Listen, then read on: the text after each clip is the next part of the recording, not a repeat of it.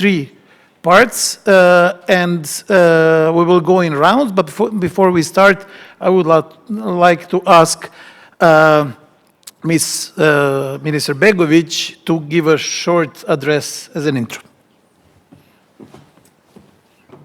So, good afternoon, everyone, dear organizers, dear panelists, dear guests, ladies and gentlemen. It is my really pleasure, and I'm happy to be here on the 24th Belgrade Economic Forum. So the topic is economy. How can we keep our economies to grow in the region, in Serbia? But also, how can we grow sustainably? Since I'm a biologist, in biology, indefinite growth is a not good thing, unfortunately. So I think there is a big challenge in front of us as a societies with this immense and speed up of the technological development on one side, and the global challenges that we're facing and that are definitely influencing the economical growth on a global level, but also on a local level. So I hope that this panel will give at least some different perspectives and aspects. How can we really be sustainable? How can we keep the economical growth? How can we use new technologies? Because we do see that new technologies, science and knowledge can help in this, I would say, challenge for us. So thank you very much, and I hope you will enjoy this panel.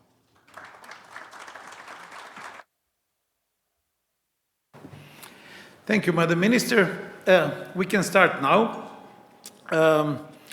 I must say that I have two roles in my current life. One is that I'm director of Bioscience Institute with 20 years of career in artificial intelligence. I was developing for the last 20 years a number of solutions and algorithms that are applied in many fields, some of them in agriculture, as this is the perception of our institute, but I must admit that I was caught by surprise what has happened in the last 2 years with AI, like everyone else. It seemed like a perfect storm where three critical components happened. One is that in the previous 10 years we have put all our data into the cloud and provided the connectivity with all of that. The second was the algorithm of neural networks, artificial neural networks, which existed since the 80s of the previous century, was reborn because of the increased computing power of the machines that we have now. And then the third, I think, critical thing was the emerging, totally unnoticed, of graphical processor units previously designed for computer games for children, and the company called NVIDIA that now is, as of this morning, I checked the data, #1 company in the world is Apple with capitalization of 3.55 trillion, and the rise this morning was 0.12%. And the second biggest company in the world by market cap is NVIDIA with 3.46 trillion and the rise of 0.52%. So we can expect in the next few months, if this continues like that, that the #1 company in the world will be NVIDIA. They have one product, the card for initially computer games. Now it's used everywhere, and this brought us into the situation that everyone is focusing on AI today. Probably these are two letters that are the most pronounced in everyday life, in business, but in everything else. You can see that, for example, my observation is that the companies like Samsung or Apple, like I have Samsung, many other people use Apple devices, for the last 2 years don't have anything new to offer. is the same hardware. They just say this is AI on top of that, AI on top of that. I'm kind of disappointed as a customer. It's only AI, but obviously this is the biggest driver of the economy. Well, this is the AI story. My second role is that I'm the part of so-called 10-member group. We are the body of United Nations as a consultant team to Secretary General about the sustainable development of the humanity and the role of science, technology, and innovation in that. And I must say that AI is bringing us into critical period of the global events on the planet. So just to give one example of a few months ago, Google, as one of the biggest companies in the world, announced that they give up on the Agenda 2030. Basically, they were very disciplined on that. They were promoting sustainable development and everything. And the competition from one company called OpenAI, which launched the ChatGPT, brought them into position that the energy that they are using to train their algorithms is simply surpassing all the limits of sustainability, and they simply have to run for the competition. And this is something that really brings the whole world and the business community into a completely new perspective. We say today, most of the companies that you mentioned say that they are using AI in their everyday life. Actually, it's mostly LLM, large language models, for the applications like ChatGPT, but we have new things. For example, just as an illustration, yesterday we have the presentation of the Serbian startup Treasury. Minister Begovic was there, where they have launched the new concept that anyone of you or any citizen can invest in agriculture through AI platform directly without intermediaries like banks or everyone else. So the question is, if we can invest in agriculture without banks, and on the other hand, we have robots that are working already in agriculture, what are we going to do as people? So, and I really have the unique opportunity to discuss few of these aspects with our guests on the panel. So first, I would like Madam Minister to say a few words about her view on the global processes, especially from the perspective that Serbia was the proposer of the UN resolution. Ministry of Science, Technological Development and Innovation was the proposer of the resolution adopted by United Nations about a decade of science, technology, and innovation for sustainable development growth of the humanity.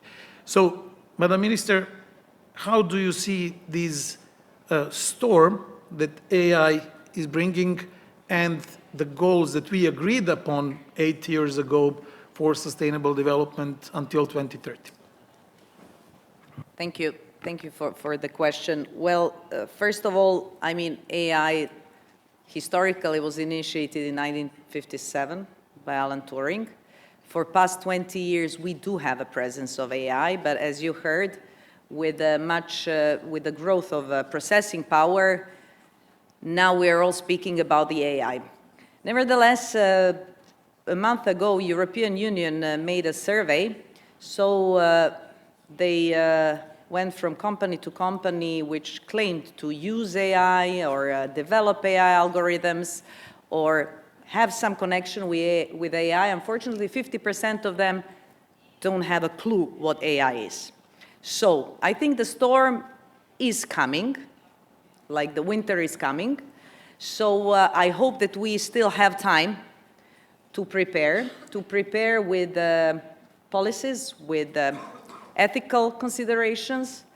It's a quite potentially powerful technology that is already changing our societies, but it's also changing our habits on the individual level. On the other hand, we also have acceleration of global challenges because, as you know, I guess most of you know about the SDGs, Sustainable Development Goals, that were set up by the United Nations in 2015, where 17 goals were defined. And I think these goals are in alignment with every single individual on this planet, from poverty eradication to increase of renewable energy, smart consumption, peace, and everything that bothers the whole humanity. Unfortunately, as we are, well, we surpassed the halfway to 2030, only 17 goals are on the track, and they might be reached, although with the pandemic event and with all geopolitical events, I think we will not reach even 17%. So the idea of the Serbia was last year, almost 2 years ago, to initiate one resolution where we definitely stand behind that science and knowledge might help. When I say science and knowledge, that includes new technologies, that includes also AI, and I think this is the only chance that we have to involve more science, to have more scientists, not only in Serbia, but on a global level, and really to ask science and people that have mind power to see and face these challenges, because only the governments on governmental level are definitely not succeeding in this. So it is quite hard to predict what will happen with this technology, because those who created are already have split into two major opinions, whether it will really reach the human power or human mind, while the others claim it will never happen. But in some areas, when it comes even to translation, when it comes to managing big data, definitely AI is much more powerful. So at this moment, I would look at AI as a really great tool with a huge potential to do good for us, to help us particularly in climate change, in medicine, and in agriculture. It will bring huge changes in our societies. Some of the jobs will disappear, but new will appear. So we have to be more proactive as governments, as educational system, as a laboring system, to have some predictions and to move quite fast and prepare new generations how to use, to prepare them what to expect in the development of their careers, but also how to prepare the rest of the society, because we already live with AI. And I will stop here. Thank you. You will have a chance in the 2 more rounds to add to that. The global processes that we are facing with artificial intelligence are affecting everyone. And there are alliances made all over the world. Currently, United States and China are having their mutual race, but other countries have realized what is the role and the potential of artificial intelligence. And partnerships are formed. The biggest partnership is Global Partnership for Artificial Intelligence, so-called organization. And Serbia became the member of that and currently is presiding. So there will be event in December. I guess that Madam Minister will say more about that summit in Belgrade. But it's interesting that initiators of the global partnership were 2 countries that at the early stage recognized the potential global influence of artificial intelligence. Those 2 countries are Canada and France. And we have the pleasure to have both ambassadors here. So having in mind that, Your Excellencies, I would like to hear your view on the global partnership of AI, what are the strategies for global processes, and what positive things will AI bring to society, but also what is the balance between use and potential misuse. Of course, being diplomats, your view on economic affairs, international affairs, but also innovation and culture. That would be my question. And to finish it, where do you see us in 5 to 10 years from the global perspectives? Please. Wow, that's quite the question. So we have 3 hours, 3 weeks. And look, the number one lesson that we learn in the School of Diplomacy is not to follow such a lovely speaker and a well-informed speaker. So I will do my best, given the minister's very comprehensive words. Look, why don't I start on the Global Partnership for AI? And of course, my wonderful colleague will also, I'm sure, fill in the gaps. But as was already mentioned, look, AI has been around for a while, but there's been technological advances where AI is now taking off in a way that we couldn't even have comprehended.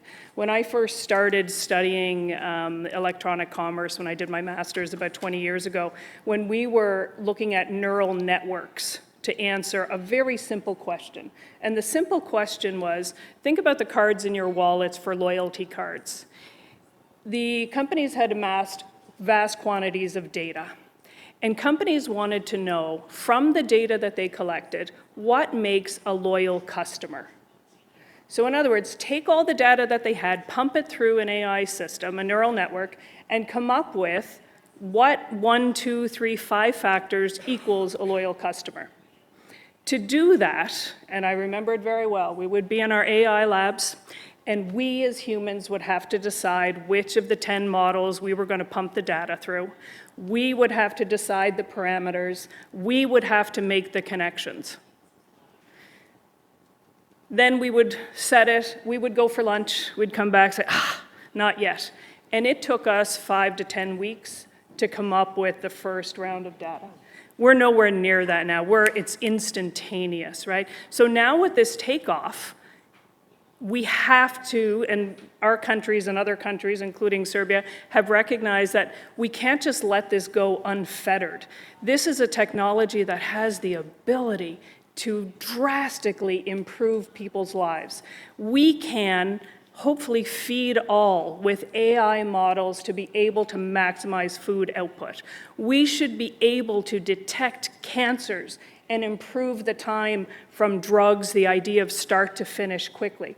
However, as was mentioned in your question, there are positives and negatives. And so countries recognize quite quickly that unless we globally tackle AI and we globally say, not just as a country or a society, but as a global society, we need to protect the most vulnerable people. We need to make sure that there's a framework so that ethically countries and companies are using this for good. And part of that is this global partnership for AI. And so in this, the whole idea is that signatories and the stakeholders in this group focus on the positives and how to manage the positive side of AI while minimizing the risks and the negativity. I think the subtext as well is that it should be done with human rights in mind, thinking about international law and rule of order, and as well as thinking about how do we make sure that even the poorest in our society participate. And of course, I'm sure my colleague will nuance that quite nicely.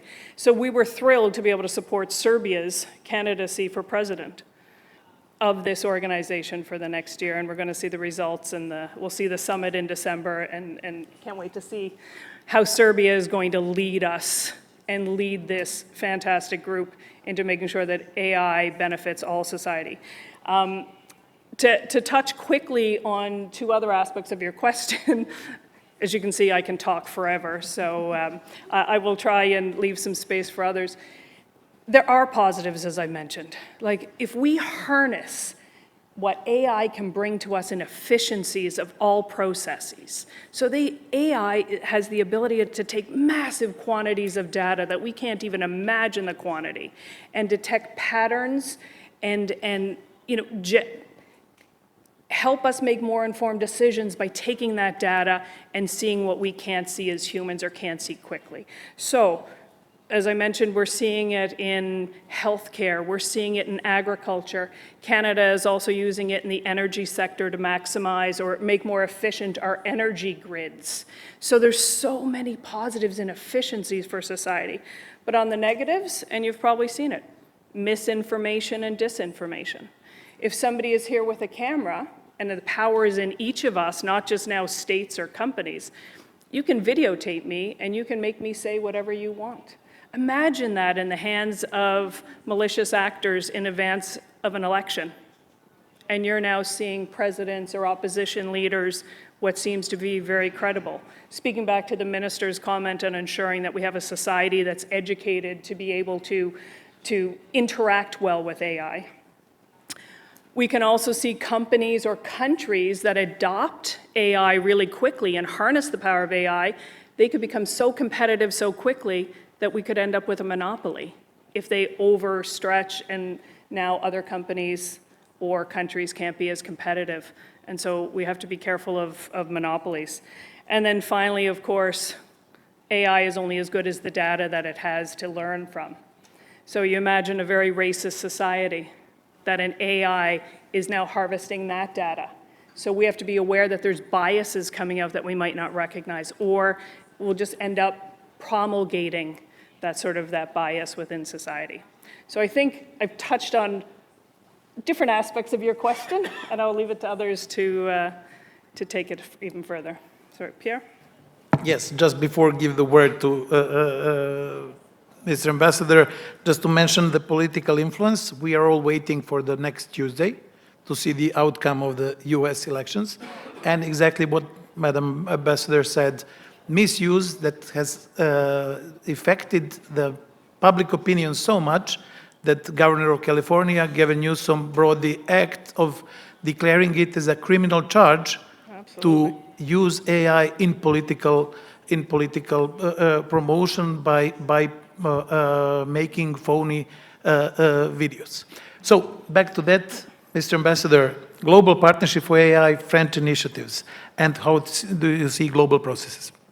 Thank you, Vladimir.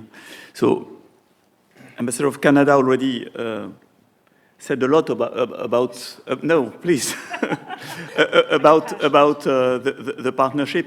Just coming back to what you said in your introduction about how we came to AI, and you rightly mentioned it was a surprise for all of us, but it's the result of a series of innovation.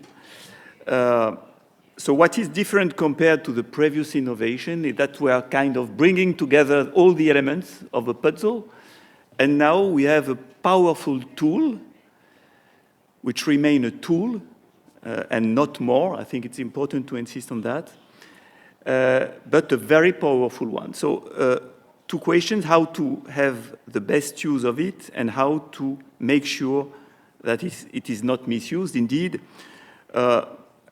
maybe the start could be to change the name.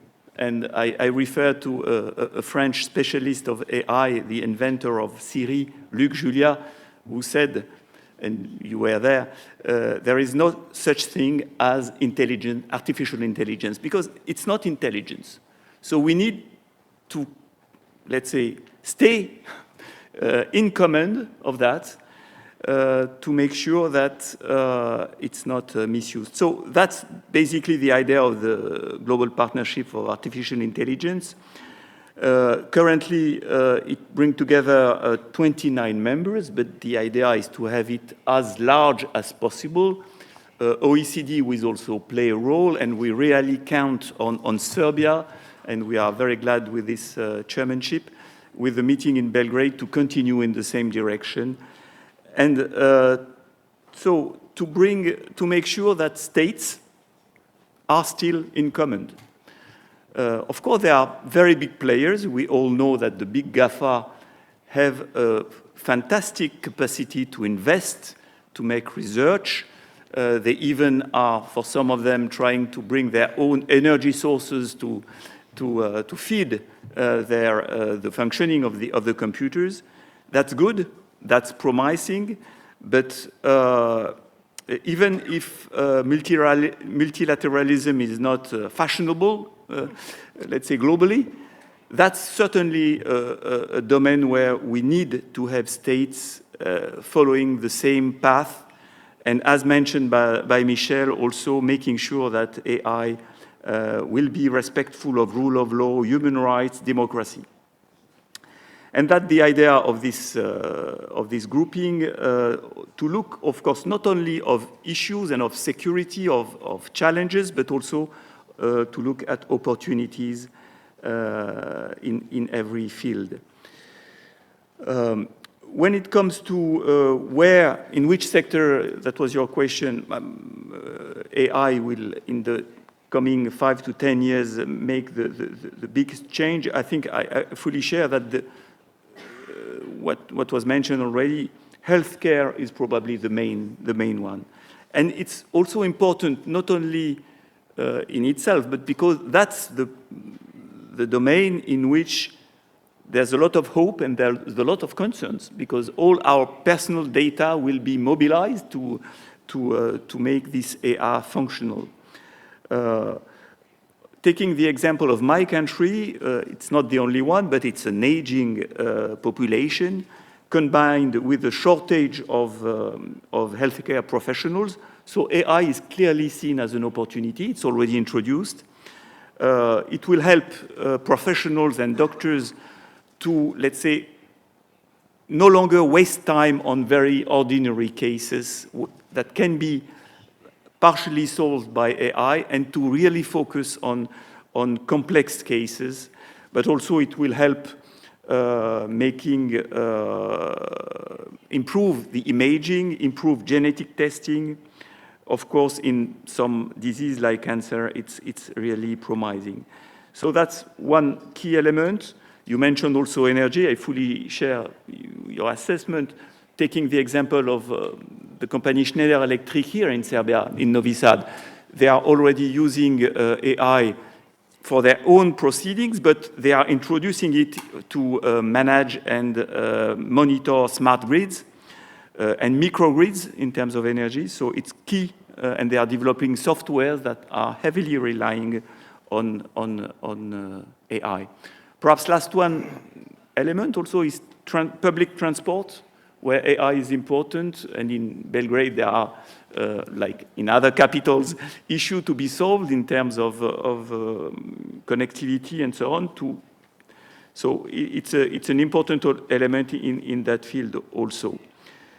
So just to tell that we are looking forward to the conference here in December to go together in the good direction when it comes to AI. Thanks.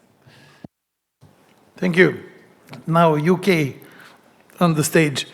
Mr. Ambassador, in basically UK, due to its history, is one of the major players on international scene, with very strong universities and a lot of innovations that came into practice and changed the world. Madam Minister mentioned Alan Turing. He was a United Kingdom scientist and the father of what we are having today, but there are others. How do you look from the perspective of United Kingdom on the global processes that are happening now? This is, I think, a new weapon, not only on the battlefield, real battlefield, but for global influence. And where do you see the future development?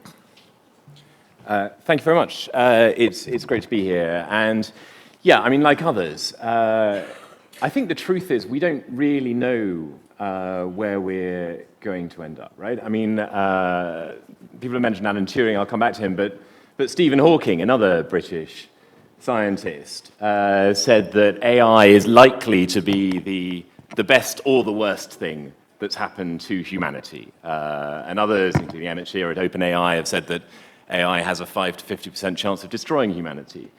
So you know, there are real risks here. There are also real opportunities. The question is, how do we manage those most efficiently?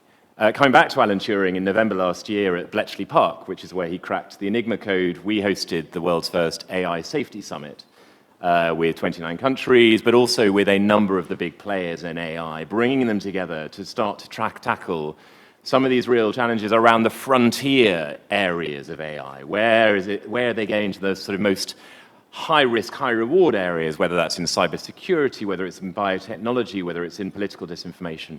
And how do we build a set of safeguards around that? We think the best way to do that is through partnerships. Not just multilateral partnerships between governments, but between governments and entrepreneurs and private sector and others as well. We've just built our first AI Security or Safety Institute in Britain. We built it as a startup. So although it has the authority of government and £100 million behind it, we've brought in private sector AI experts to really interrogate and work closely with the big companies in Silicon Valley, in Britain, to interrogate their codes as they're developed and their algorithms, and to test them against some key principles around the risks, for example, around could these be used to threaten the sort of fabric of our democracy through disinformation? What are the safeguards being built in? And so I think that kind of dialogue is really critical. And I think, again, that's where the Global Partnership on AI, as well as the OECD, come together to drive a kind of a values-based approach to the development of AI that ensures that we are developing it, we're finding the right balance between speed and safety, which is really the trade that we have to work with. But also, I think, really importantly, in both the GPAI and OECD's case, an inclusive approach that is, offering benefits to all of the whole world. All countries and all parts of all countries need to see the benefits of AI, not just the elites and in a few small areas. So I think that's where partnership becomes really the key to unlocking the benefits and ensuring that in terms of Stephen Hawking's prediction, AI becomes the best of humanity rather than the worst. We'll get back to that in my last question. Speaking of, just to connect to what you said, speaking of global processes and the fact that we have to get together on that, the next speaker represents the global organization, United Nations, and United Nations Development Program. So from your perspective, are you optimistic or pessimistic? And do you think from the UN perspective, is it a global good or just a potential political tool for one side or another side? And how do you see the global development of situation with AI? Well, I join others saying it's not an easy question to answer. But my start point, and ambassadors actually mentioned the difficulty of predicting, but I emphasize the importance of anticipation, because once you start trying to anticipate instead of predict about what could happen, then you invest in a future that you want. So it's a little bit more, maybe not fully, in your hands about the choices that you want to make, about how to handle what may be coming. Because AI, the technology behind, may be changing with very fast pace, but the global challenges are there and are there to stay. And Madam Minister mentioned the Sustainable Development Goals and related challenges and the difficulties in achieving the success stories around it, the 17% success rate globally. The challenges are there. The challenges are the health crisis that we have seen. The climate change is there to stay. The challenges that it poses to the countries globally is there to stay. Food security, ups and downs, but is there to stay. And it affects billions sometimes, certainly millions of people around the world.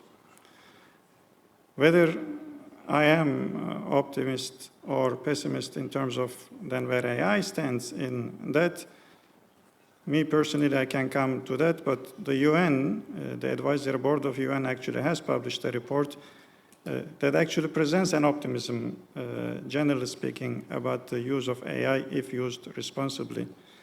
Because all these challenges that I mentioned are interlinked, and we are looking constantly new ways of addressing those challenges one way or another. And if invested properly, then AI can actually be a tool for optimism in that sense, because it does present unprecedented tools. And then I join all the panel members today to say that risks are there, also to say that, okay, AI has a multiplier effect for the good, and it can be the public good, but it also has the potential to have a multiplier effect on the risks. Many of the risks have been mentioned on information, disinformation, security, and others. My emphasis then I would like to add is on the inequalities and equitable access to those opportunities that AI may create, and it is too big for market structures to handle that. So it is a partnership also between public and private in the sense that the matters are too important and the AI governance structures are yet very inadequate to address them. So we have a lot of things to address in that sense, and the inequality, you can actually multiply the inequalities if it's in the hands of few about how to decide what the impacts of AI could be. So that is one important thing. So it is an optimism, but used responsibly and deliberately with an anticipation of the world that you want to build, then it may actually become a public good. Very, very big risks and great challenges are ahead of us to achieve that. With or without AI, they are there, but for AI not to be a multiplier, then we need to handle it appropriately. Would you like me to say where I see possibly most impacts could be, also building on, because many of the technological advances with very good examples have been mentioned, like energy, agriculture, you mentioned, and others. Of course, I look at it from, again, an international development perspective of that. It's not an investing in AI, but investing in the results that you want to achieve through AI. And you see actually that, okay, it can actually multiply the inequalities, but it can actually be used for reducing that too. For example, it can be a tool to help with the mobility of certain communities like people with disabilities. It can bring in technology assistance for that, that these communities can actually have more ways of handling the daily chores, enjoy the city better with the technologies, and I can mention later specific ones.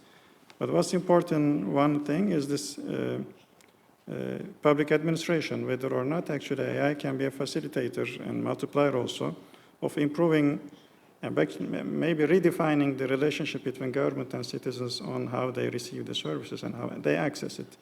I just mentioned on the disabilities, actually it can be one, but there are many different ways of improving that. And we have the examples, actually Serbia is one example.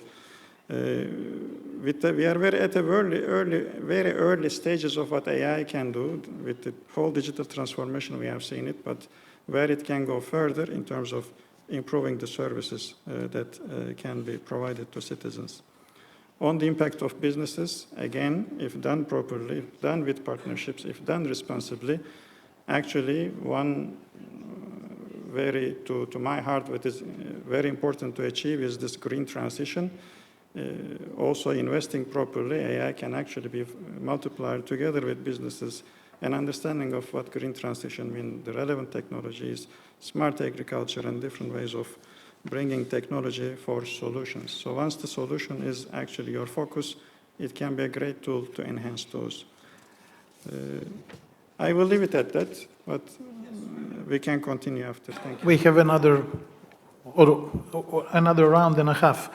So just to connect with our next panelist, from UNDP perspective, there are a number of potential solutions that can help undeveloped or less developed communities all over the world. I witnessed in Africa that digital technology can really transform the societies where in agriculture in undeveloped countries with mobile phones, now they have the whole new ecosystem, like banks or supply chains that can be organized with only mobile phones because they don't have any other infrastructure. But it's really making revolution in the lives of people in many countries in Africa.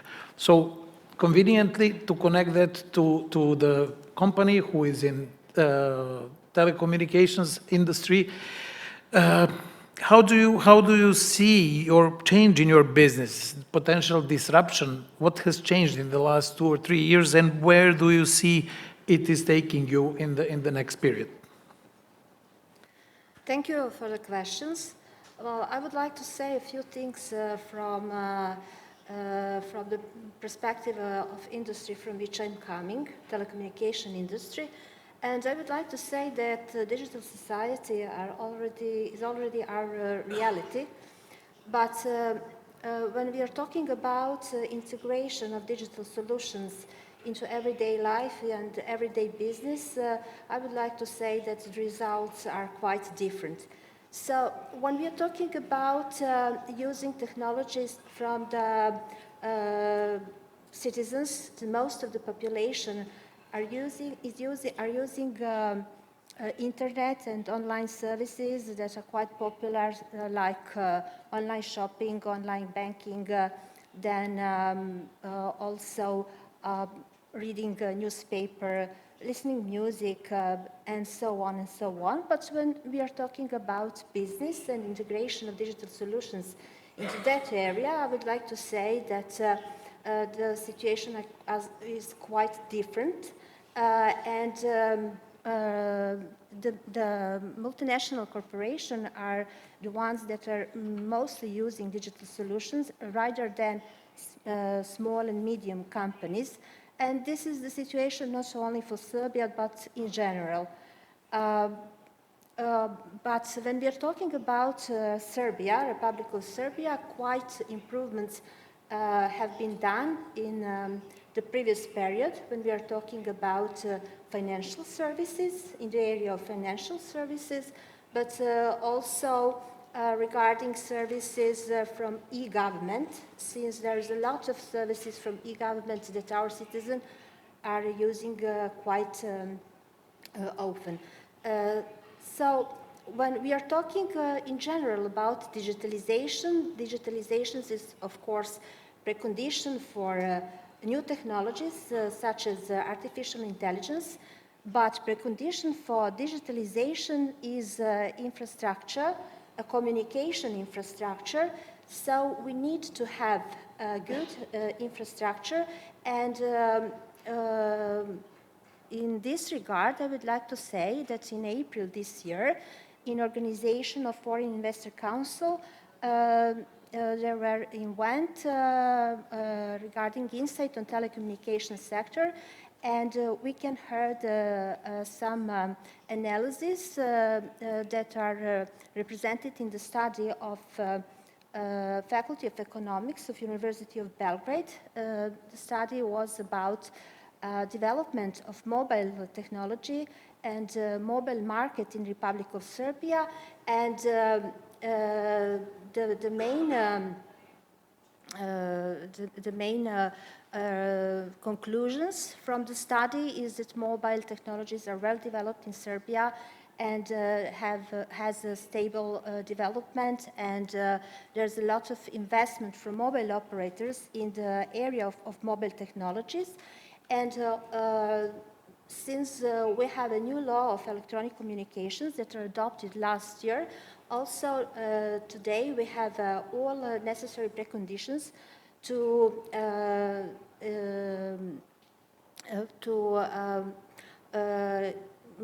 develop new technologies in Serbia. I mean on 5G technology, that is precondition for digital society and also for digital economy.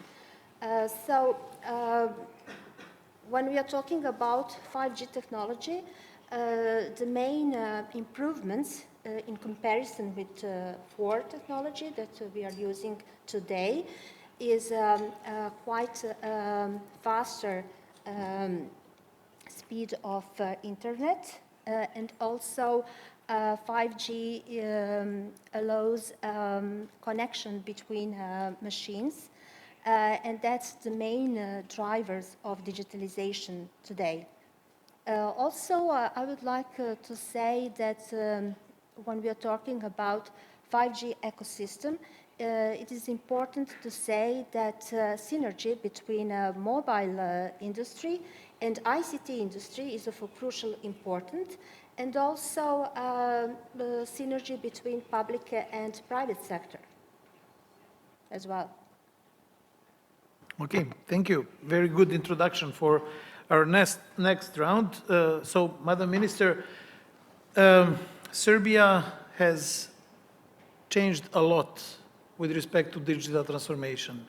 I could say that it was kicked by ex-Prime Minister Ana Brnabić, and software industry in Serbia has multiplied 10 times. So now it's the biggest export industry in Serbia, and we are going through lot of changes.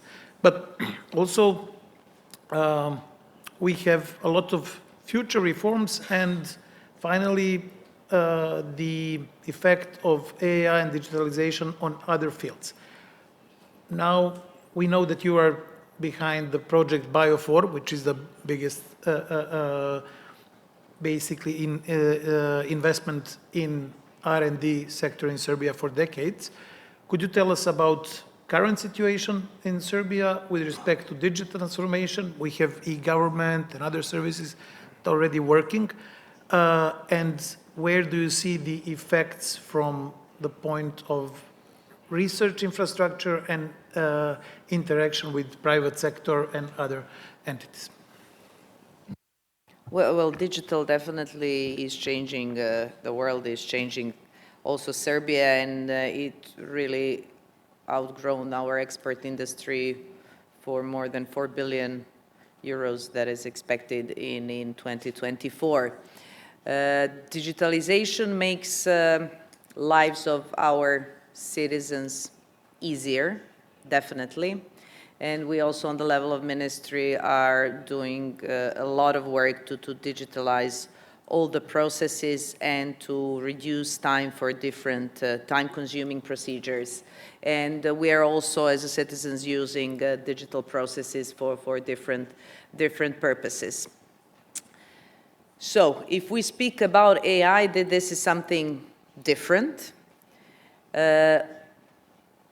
A couple of years ago, as AI was developing on one side, and the biotechnology as also not so new technology, and it had quite similar evolution like AI, I would say. So we use it in 60s, 70s, 80s, but in parallel, different technologies were also being developed that were in alignment and helping biotech to really come to the level where we today have the power and the technology to change really our own evolution of our species. We are changing different species, but we are also now starting to change the evolution. When I say the evolution, so we can really change targetedly our DNA, we can synthesize DNA, we can make something that is between organic and synthetic organisms, and this is only the beginning. And now we have in parallel the artificial intelligence, and artificial intelligence is also becoming quite important tool for biotech, whether we are talking about biomedicine, agri-tech, or other areas. And this is the idea with Bio4 Campus. So we are definitely looking in advance, although this future is coming so fast. So we do see that intersection between digital and bio and life sciences, particularly now that we have AI and biotech, is going to create, and it's already creating something new. It's extremely exciting, from time to time a bit scary, because we cannot really predict where it will go, but we do see a potential in this, in areas of biomedicine and agriculture, environment protection, even in energy sector, as a game changer. So the Bio4 idea is really to put everything that we have. When you are a small country, or not so big country, you have a pool of talents. You are not an important market, but you are a connecting tissue for other markets. So the best thing you can choose is to become a place of creativity. So we do see Bio4 as a place of creativity, and we are putting our research institutes, 9 research institutes, 7 faculties of University of Belgrade, everyone that has knowledge in biotech and AI on one place, putting them together along with startup ecosystem, with national and international, small, medium, large companies in biopharma and biotech, all in one place. And I hope that we will start the building of real buildings, because everyone perceives this as a start of the work, although we already started the works on this project at the beginning of the 2025. And we are building an infrastructure, we are putting talents, we are putting state-of-the-art equipment, and we want to build new fields on the intersection of these two powerful technology. And we do see this as a driver of our economy, because until 2030, 2033, we're talking about tens of trillions of dollars of the global market in biotech without addition of AI. So for me as a scientist, it's really exciting, and I think that we will really see revolutionary things in next 5 to 10 years, and we want to be a part of that, because we do have talents, we do have knowledge, we do have quite good education in this area, in STEM area, and I think we can really become quite important players on this global scene. Thank you so much, Madam Minister. Now I would like to have a round of questions on the situation in your countries, and being ambassadors here, how do you see the situation in Serbia? But we have a little bit more than 18 minutes, so I would kindly ask you, because this is the big panel, to moderately short answers, not too short. So let's start with Canada. I had a chance to visit Canada recently with the help of Canadian Embassy, which I'm thankful for. And we visited a number of different companies and universities, and one of the complaints was that they are the nearest neighbor to the United States. So the biggest money is in USA with respect to innovation industries, and basically startups that become successful are basically looking at the bigger investment to go to United States. But also we have a fact that one of the characters that influenced me a lot recently, Geoffrey Hinton, who is the Nobel laureate for Canadian. Right. Yes, he is. Actually, he is British. That went to United States, and then he was part of Google. And then he got disappointed into United States and the situation there, and he moved. He is now professor at University of Toronto, and this is the first. So many details, but yes, Canadian. Yes, this is the first. I wasted a lot of time, but it's important to say that. So, how do you see the developments in Canada? And you are new to Serbia, just appointed, but your initial estimate. So first, I just want to take a second, and I noticed you commented on the time right before I started, so clearly it was, I will try and keep it short. Look, between Canada and the US, first of all, we have the largest undefended border in the world, and we have the largest bilateral trading and investment relationship in the whole world. Just to give you a comprehensive picture of it, last year alone, our bilateral goods and services trade, not direct investment, was $1.3 trillion, not million, not billion, but trillion. So just to give you a sense, of course we're intricately connected. We have a similar history up until at least 1776. We all have family ties. We, cross the border, both ways.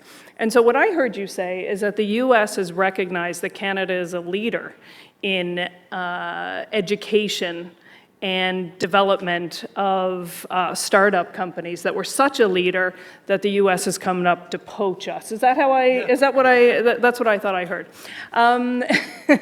But look, it's an age-old problem, right? As long as there have been people moving. And I think, and I see a lot of parallels with Serbia in that.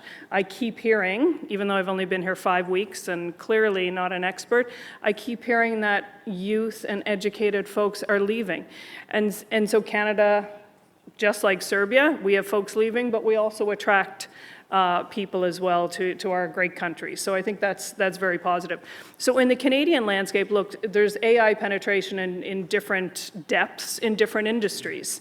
But what we focus on is establishing the ingredients so AI can be responsibly used across governments, across companies, across research institutions, and for each individual person in a way that maximizes the benefits, as I mentioned before, and minimizes the pitfalls. And so we see the ingredients as establishing, first of all, a regulatory framework. So if you think about AI as a tool, imagine if you had a race car and there were no rules. You would be zooming through the city, killing people, hurting people, disrupting. So we see AI as a tool, and we need to put a regulatory framework around that so the pedestrians aren't getting hurt, so other operators in that space. So we are doing an interesting thing in Canada where we're doing an iterative process with stakeholders. It takes longer, but we're consulting on our laws, our frameworks, with people, groups, and non-governmental organizations, companies, academics to create that.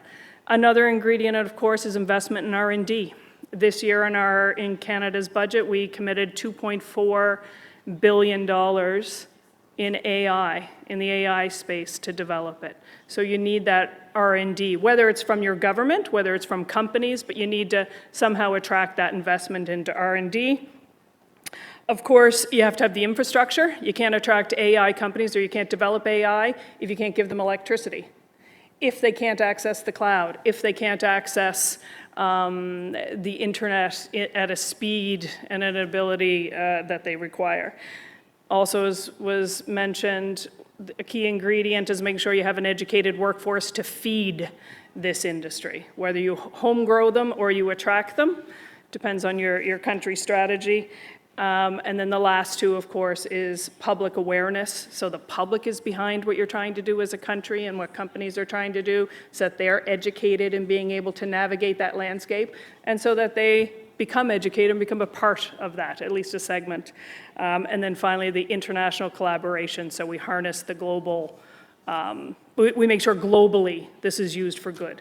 How do I see Serbia? I mean, fantastic. If you take a look at those ingredients that I just spoke about, the minister mentioned some, and some, well, the key ones. But also, I just did a quick Google search and looked through my notes of the conversations that I've had since I've been here. I heard about a national AI strategy. It's about this thick when I printed it.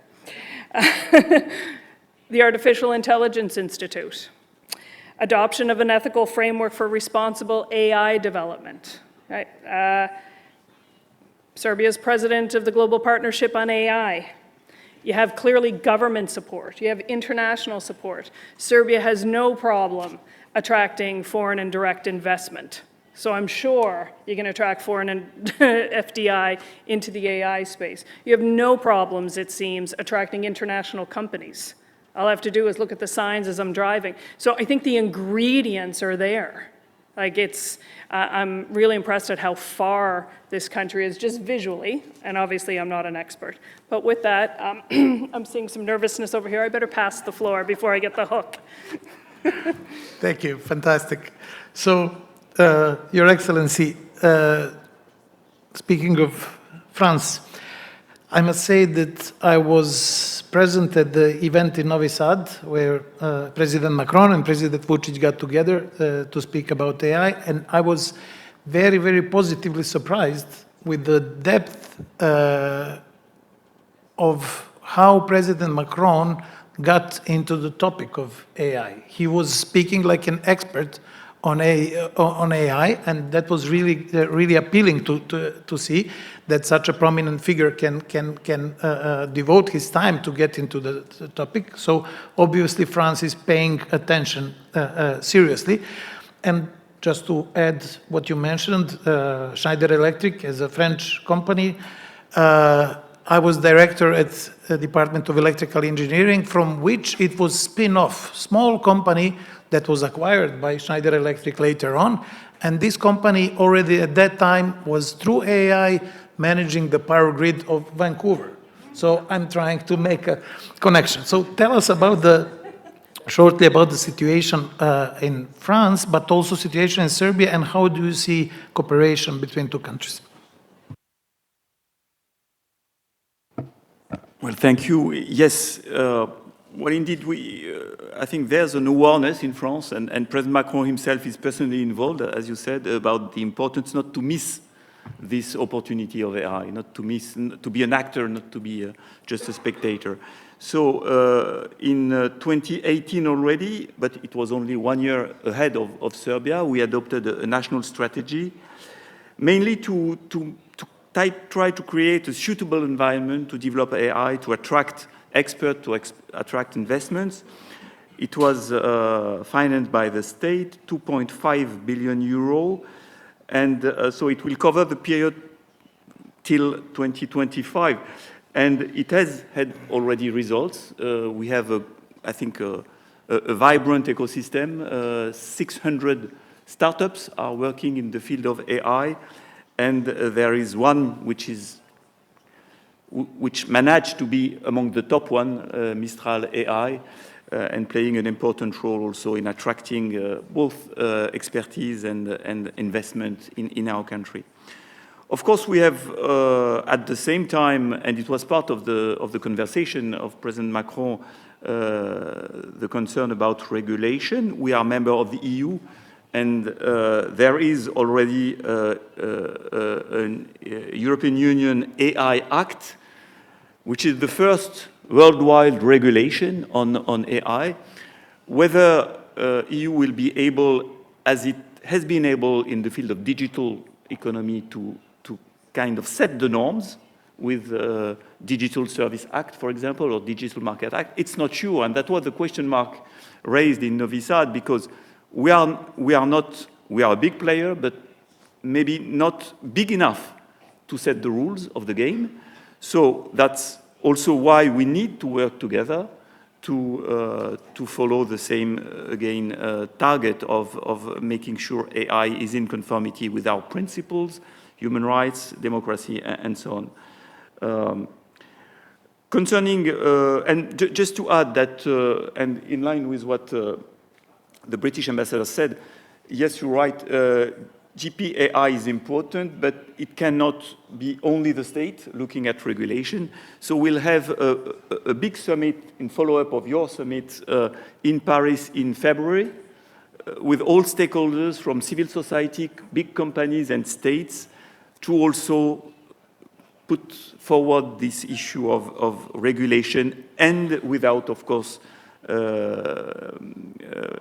challenging the need to innovate and to continue progress.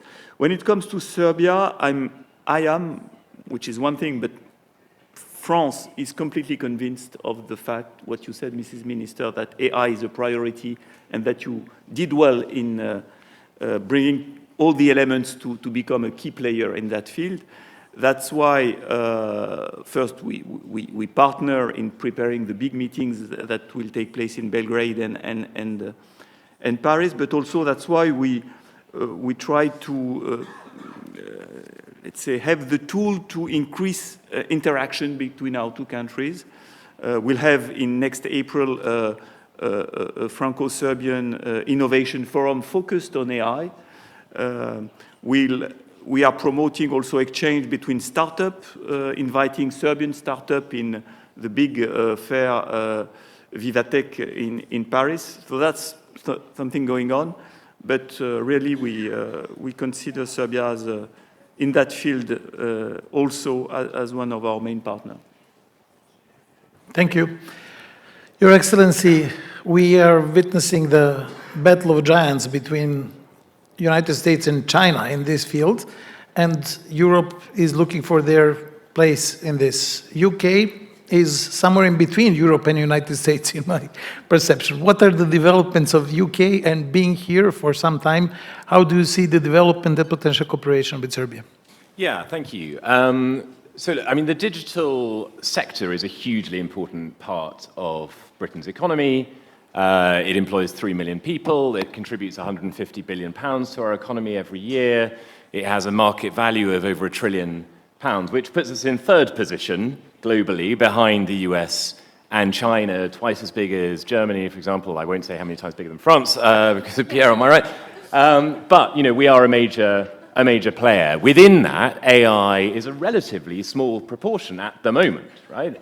I mean, we have 3,000 AI companies employing about 60,000 people. They contribute about revenue of about £10 billion at the moment a year, but it's growing, and it's growing fast, and it grew by about a third last year in terms of numbers of employees, in terms of revenues, and so on. And we are actively trying to shape an ecosystem within which AI companies can scale and win globally, but we are trying to do that in a safe and responsible way that also manages the risks that we talked about earlier. And so that balance between speed and safety is always absolutely at the forefront of our minds. And we hosted an international investment summit just last week, I think, or even the week before, where we attracted a record £63 billion of new investment in the UK. Half of that was into AI and life sciences. So I think it is a really vibrant part of our economy.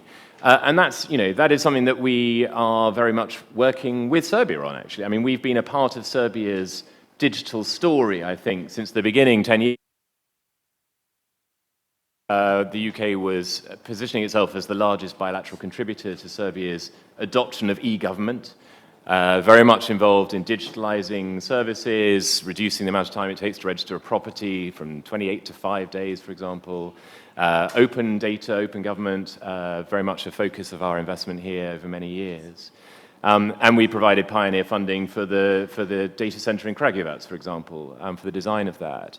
So we've been part of that kind of working with government for a long period of time, but increasingly what we're seeing is actually the conversation is moving to the private sector.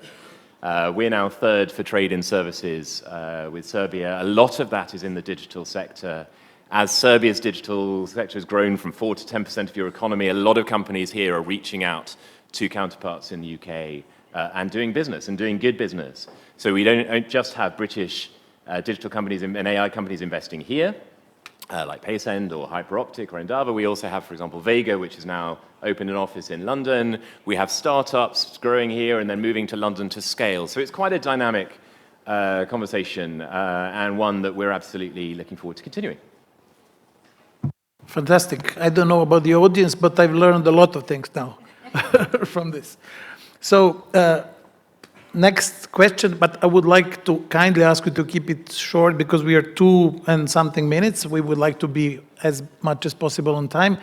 From UNDP perspective, you were for quite some time in Serbia. You are well aware of the development. What is your perspective? UNDP is supporting many initiatives. I know from my institute, which is Digital Institute, we were also supported by UNDP. How do you see the digital processes in Serbia? Great. I think Serbia's co-chairing role of this global partnership on AI is not a coincidence, right? I didn't go there, but my colleagues are giving the feedback from this AI for Good conference in Geneva, where countries are presenting their good examples about all these developments. All the examples that are given, which we witness as UNDP here, have been initiated back in 2019, even earlier, right? So I think there's something to be proud of, and we are witnessing it. And we are happily collaborating on many fronts of that. This computer infrastructure, the data infrastructure with the data center supercomputer in it, providing an AI super platform, providing already services to businesses as well as academic institutions, introducing AI curriculum to primary and secondary students. It's one of the few global one of the first few, that's for sure, and I think still the few among. Introducing this ethical and legal framework ahead of many countries that's already started here, which is AI strategy, but also specific legal framework that addresses the ethical aspects of it.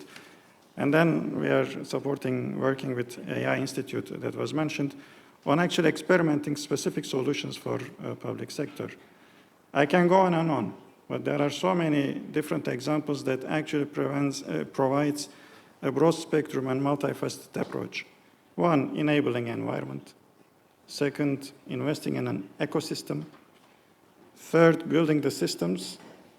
And then, of course, finding those innovative solutions. For us, that is the most important one on public sector, but on so many other fields also.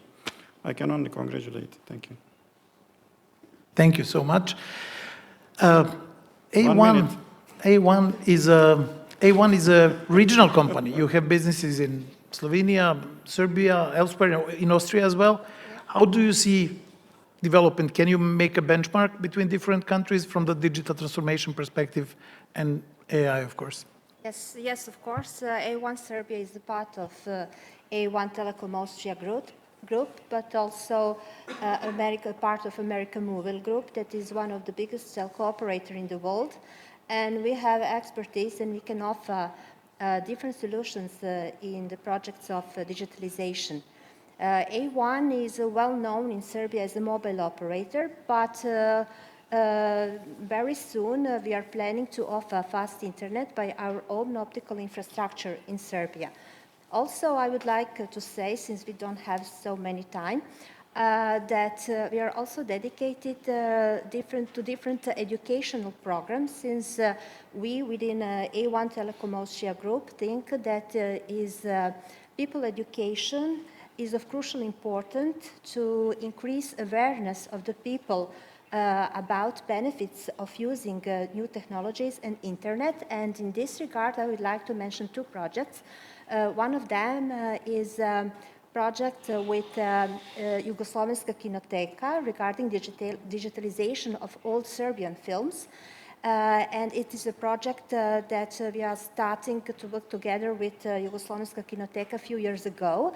And the other one that is quite new is online platform, Better Online or Bolji Online, that consists of different educational program with the aim to learn people how to use internet safely. Very nice. Good to hear all these activities. By the way, I'm A1 customer. Not to tell everyone. I'm happy with that. Great.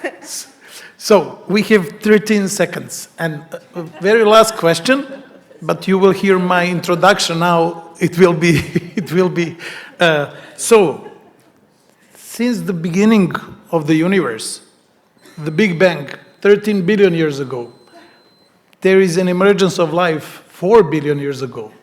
And it keeps rolling on and on. Universe doesn't care about us, basically. It's still expanding. And we have one, in our design, we have one fatal flaw. We need oxygen. Is it maybe a time, from the universe point of view, that we are being slowly replaced?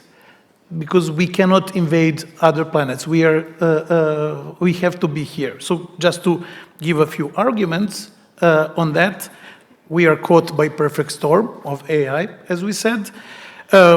We see that, I know from my expertise that 95% of that is based on artificial neural networks, which is, from the algorithm point of view, it's a black box.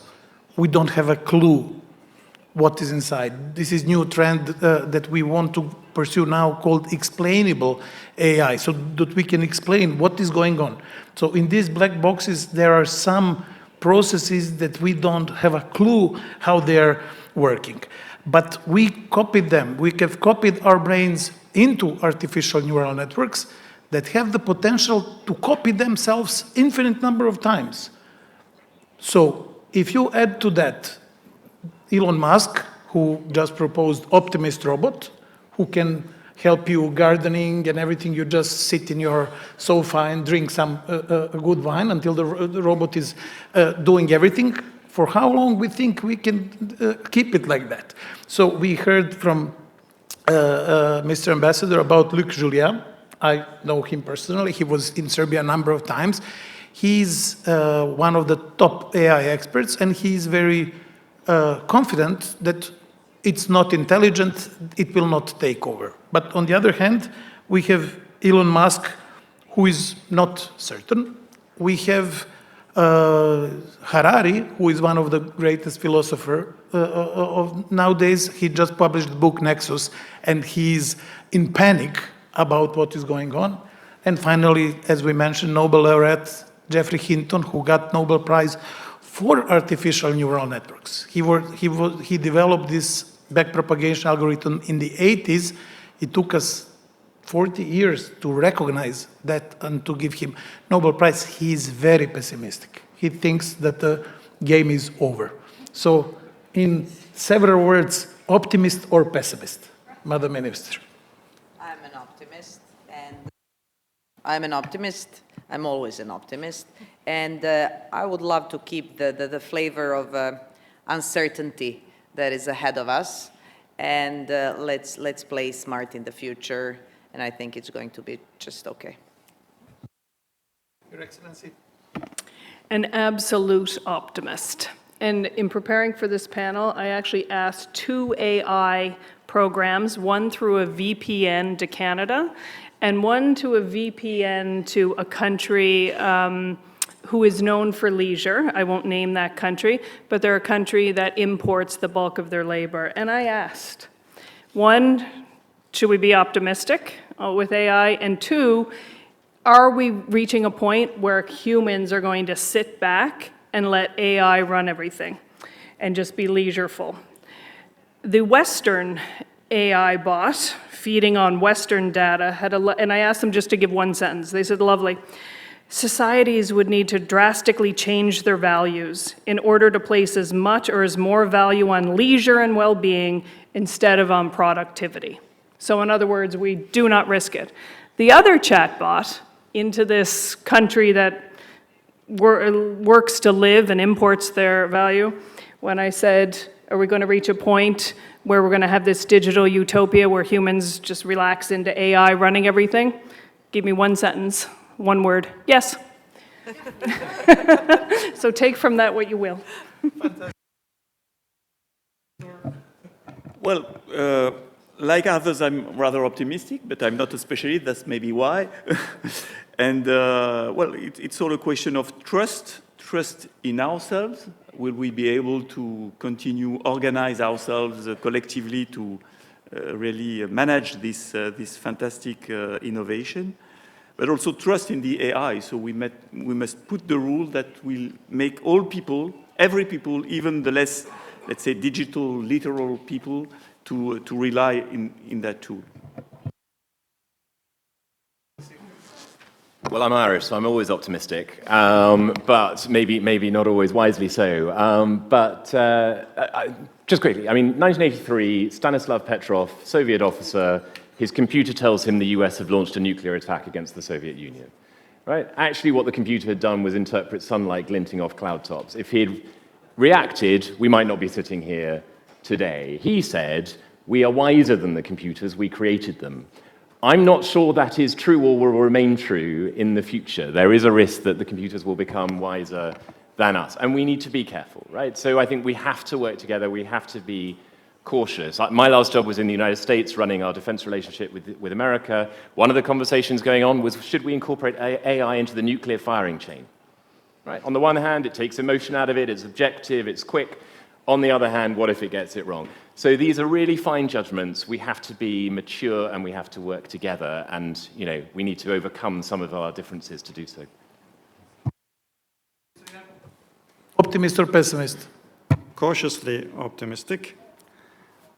We have all the reasons to say both. Technology is a multiplier. It has multiplied all the time, all the good things and all the risks at the same time. I don't think it's the first time. First industrial revolution, second, third, fourth, you can add fifth if you want. I'm sure these discussions have taken place almost similarly when they were unfolding in front of our eyes, at those moments. Change brings uncertainty, but if you, as I mentioned, anticipate and invest properly, you can actually make a future that you want out of it. We have done it in the past as humanity. I think we can do also in the future. We have multiplied the risks also. And we have developed the systems and governance to address them at the same time. So I'm cautiously optimistic. If done properly and invested with reason, then AI can serve. It can transform our societies, but we need the frameworks to govern it properly. Thank you. Thank you. Last but not the least, optimist or pessimist? I also have optimistic view. I would like to say words of Nikola Tesla. Nikola Tesla said the man is machine of universe. So we are developing new technologies such as artificial intelligence, but the people are in the focus of all activities. And if we want quality solutions and quality results, I think that the whole society needs to be involved in these activities. Thank you so much. This brings us to the end of our panel. I would like to say my opinion. I'm moderate pessimist, but let's enjoy it while it lasts. Friends and good wine, that's it. Thank you.